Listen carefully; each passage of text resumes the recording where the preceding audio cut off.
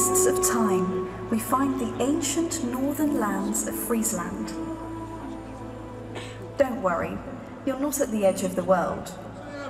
Coates, Itvina en Wulf.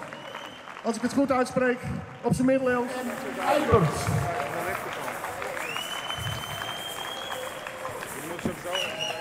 Naber! En ik zag hier van Harris.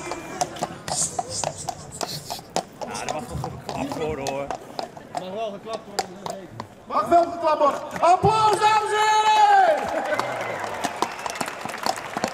Op een prachtig Friesbielen. Jawel. Wauw.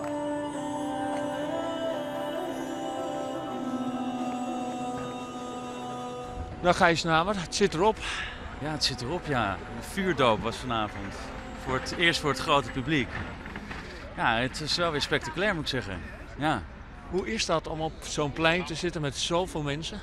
Nou, sowieso is het natuurlijk te gek dat het in Friesland is. Het is toch waar het verhaal ook zich afspeelt. Dus dat is wel bijzonder. Die sfeer voel je ook wel. En ja, alsof de duvel ermee speelde, begon het ook te regenen op momenten dat het ging regenen in de film. Dus een extra effect. Maar ik vind het ook heel bijzonder, omdat we hebben echt de mooiste shots in de film hebben we gewoon in Friesland gedraaid. En het is dan heel mooi om dan die film dan weer hier te zien in Friesland, met Friese mensen. Dus daar ben ik heel trots op. En dan ook nog in de buitenlucht en het gaat regenen en ik denk, oh nee. Maar iedereen bleef zitten en er was een soort ademloze spanning. En ik ben heel trots op. Ik voelde echt de energie van de mensen in de zaal en dat was heerlijk om te zien.